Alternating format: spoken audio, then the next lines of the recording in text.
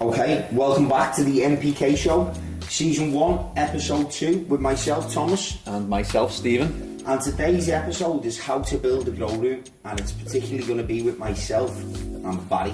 Yeah, I can't build. Stephen's crap at building. So, Episode 2, building a grow room. First of all, we're going to go through a full kit list of what you'll need to build a complete grow room from start to finish.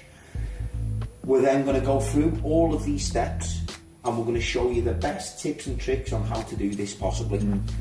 And just to make sure to get everything spot on, Barry is there to hold some of the tools for me. Where is Barry? Don't know, but we're going to need him. Barry! Barry! Don't know where he is, but we're going to find him anyway. Well, as soon as I pick up a screwdriver, he turns up magically, tell me to put it down. And as soon as Stephen picks up a screwdriver, I put my harder hat on, because we're going to be in for a bumpy ride. So welcome to the lab. We've got Rid of State and we've got Barry here. Here's Barry the builder, and we're going to show you how we build a grow room. First things first, what are we doing first, Barry? Measuring up, lad. What's this? It's the tape measure. Tape, mate. What should we do with this, mate? Put it on the corner of the floor. Here? Yeah. Yeah, mate. So this one we've got a little bit small. We've got what, 5 metres there, but let's go for it.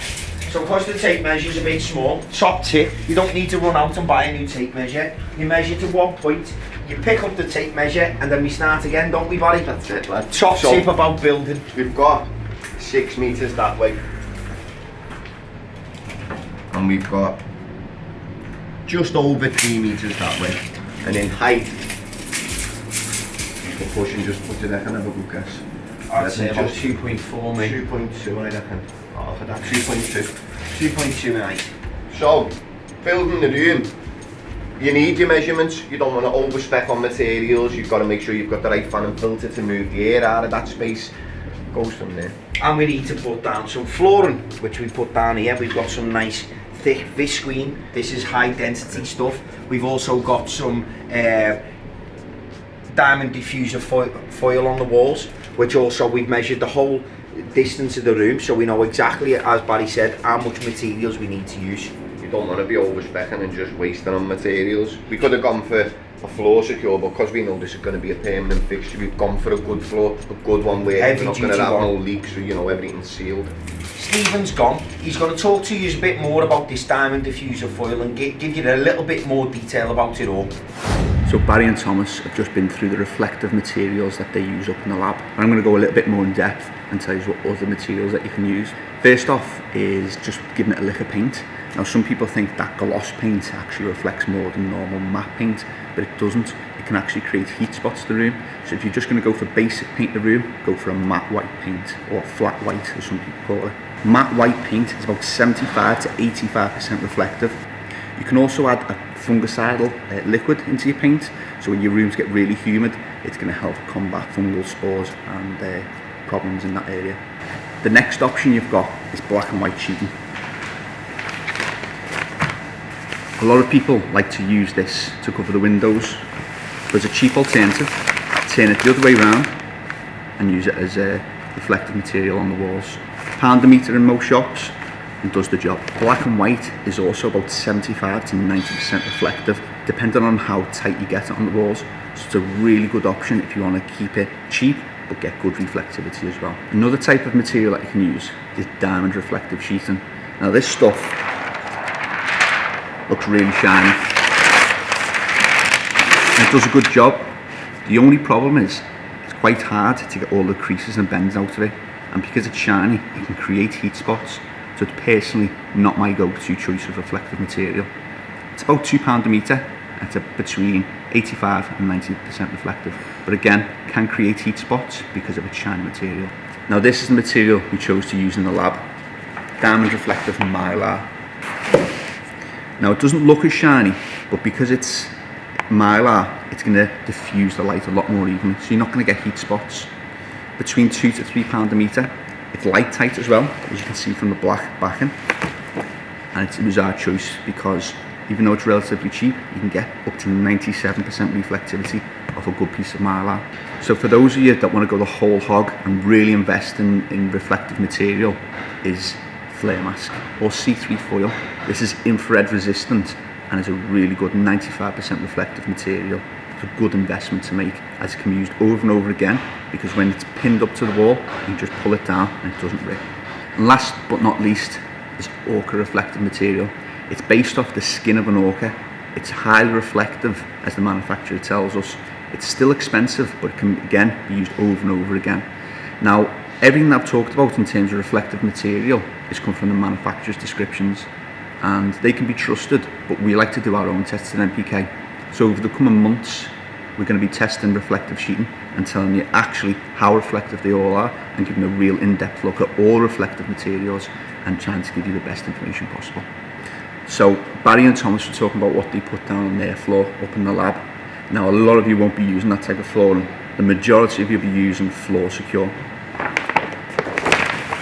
It comes in 4 layers. It's about £4 a metre to buy it by the metre, and it's really water resistant, so this is going to be able to hold any spills. And even if you had 40-50 litre bucket go over, you're putting this fish screen up the side of the walls, this is going to hold it. So if you're not using Floor Secure, then you need to, because you can't afford to have water going through your ceiling or going all over the floor. Good investment, you need to buy it. Remember, when you're installing the Floor Secure, to go right up to the edges, and I mean 15 centimetres up the edges. Then you want to staple it to the sides of the room and put some X-weave tape right across. This is going to make sure as you're walking up and down through the day, it's not going to come loose and create any holes in the sides of the room. Top tip. So Barry, we've measured the room. Now we need to figure out some fixing points for the most. We need to figure out what the most important things are first of all. The heaviest thing, isn't it, in your room is your fan and filter. Most, you know, if you're using tents in that, most of it's hanging up in the tent, so you haven't got to start securing stuff off ceilings and that. Luckily enough for us though, we've got a fancy false ceiling. But before I put the false ceiling in, I've worked out where all the joists are, and as you can see, you've got jack chain, so we're well secure. So we've got a good fixing point. Got to have a good That's fixing key. point. So you need to position your fan filter at one end of the room, and you need to have your air intake at the opposite end, low to the floor as possible, so it creates a nice circled airflow system. When we built this, we've designed it so that our air in's at that end of the room with the door, isn't it? You know what I mean? So we've got a good air in coming from that end, and that's why the filter's at this end. A lot of you are probably looking now though, thinking, hang on a minute, why have you got a 90 in there? You're supposed to have that up and as straight as you can. But what we had to work with is what we had to work with, and you've got to adapt. And sometimes you've got to make do with what you've got. Make do. It's either don't do or make do. I'm doing. So what we have done is we put a 90-degree angle bend in, a solid one for optimum performance and maximum airflow. Okay, so as we were talking before, me and Barry, about fixing positions, there's various elements and ways to fix fans and filters to the ceiling. There's loads of tips and tricks. Loads of people use some like rope ratchets. A really good one is these straps that you get with inside your tent. These can be placed round and used to attach to some jack chain. Jack chain can be very strong as well, and will easily hold fan and filters, no problem.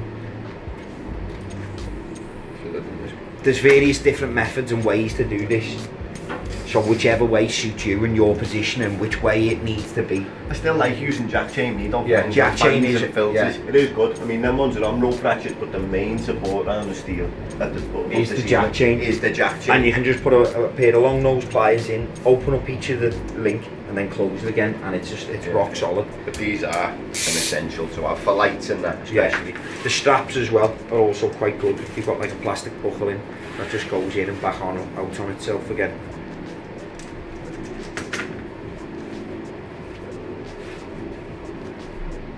And these will hold quite a bit of weight as well, also, like that.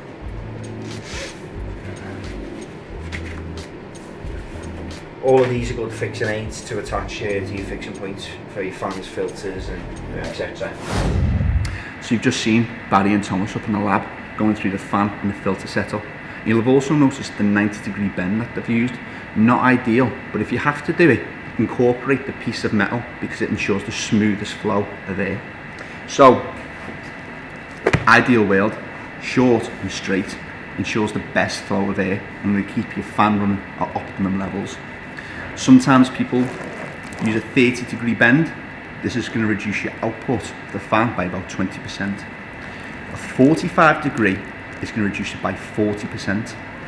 and the dreaded 90% bend.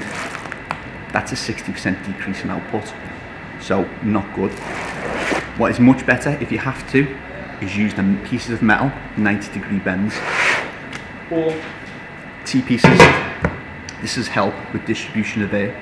So go into the grow shop, and instead of bending your ducting, go and get pieces of metal and Jubilee clips. It's going to ensure that your fans stay as smooth as possible. So lastly, when you're going to buy your ducting, it may seem like just buy the cheapest ducting available because it's only ducting.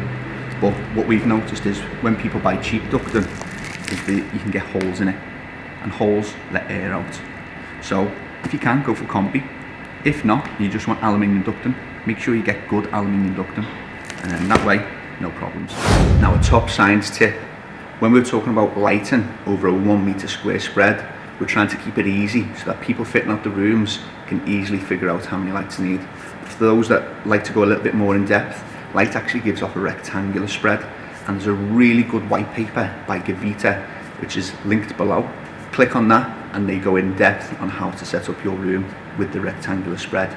In a future episode we'll be going into a lot more detail on lighting, and we'll be able to explain that Gavita white paper in a lot more detail, maybe make it a little bit easier to understand as well.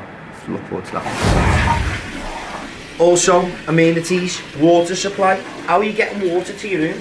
What are you doing there, Barry? You've just got it hosed. It's easier than doing all the plumbing work. We've just got flexi tanks. What's that? 100 litre flexi tank? 100 litre. We've got another, I think that's, what's that one over there? What's that nice flexi hose as well? Yeah. We've got down here, if you follow me down here, we've got, is that a That's the 250 and 250 litre water butt in there? We just top them up, fill them up, and away we go. Easy. Also, power. You're going to need to power your room. So make sure, if your room's already pre-built, you've got enough sufficient power supplies. We installed our power supplies into our room, and if you look, we've got a main board on the back wall that runs right the length of the wall and is high up away from any water and is splash proof. So hopefully you've got some hints and tips off Barry from building a grow room, and Thomas as well, okay. But what do you do when building your grow room? Obviously what we've shown you today is the way we build our grow rooms, but we are interested in the way you build yours, and we can implement how you grow and how you build in future episodes. Also, we want you to comment on what you'd like us to look at in more detail. Obviously we can't cover everything in these videos, so we need you to tell us what we need to do in more detail. And don't forget, this is the Grower Show. It says it's the NPK Show, but really this is your show. So we need you to tell us what you want us to see in future episodes. So please comment below. Lastly, don't forget to hit us up on Instagram, Facebook, and also show love to the podcast if you are a person that can sit and listen to me and Thomas for hours on end. So if you liked our episode today, make sure you share, like and subscribe to the NPK Show. Also, our media team, subscribe and like to P110. Yeah, and they're here, aren't they? Here, P110. in the box there. And then they go, and then you subscribe to Murky, Waters, who's doing all of our audio. And we know that everybody on every single YouTube channel asks you to subscribe, but you know these guys behind, they're going to get really excited if we get more subscribers, and it means that we can give you the best show possible. Yeah, so, and we're going to get some special guests on as well. Yeah, when you subscribe, it makes a vibration in Thomas's pocket, and he seems to really like it. So if you want to create vibrations in Thomas's pocket, then please do. Please do. What's going on episode 3? We are filling the grow room. So we've shown you how to build the grow room, and now it's time to put in everything you need to grow plants. So we're going to install all the equipment. Install all the equipment, all the goodies. Yeah, and asking what type of grower are you? What type of grower do you want to be? Because it's important to know before you start the setup. Or even better, maybe we can inspire you to grow to be somebody different. I'll do it differently. You never know. Okay. Well, that's on next week's episode. See you next week. Friday, 6 PM. Make sure you're there, don't be late.